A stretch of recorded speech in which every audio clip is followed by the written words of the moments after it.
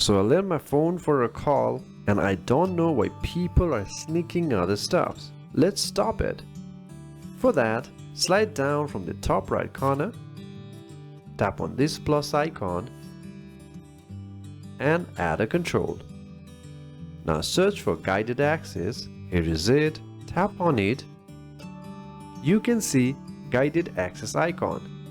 Tap on it and this will open. Turn this option on. You can also use the passcode and use the Face ID. I will also set the passcode. Make sure it's correct. So we have set it and it's all done. You can leave other options as defaults. Now when someone borrows my phone for a particular thing, let's say for a call for now, then I just slide from top, tap on guided access icon.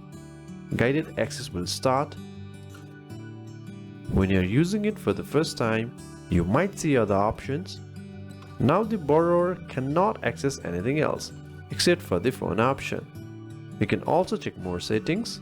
Now no one can go anywhere, nor they can shut down the phone. Now if you want to get back, it is very simple. Triple tap on the power button.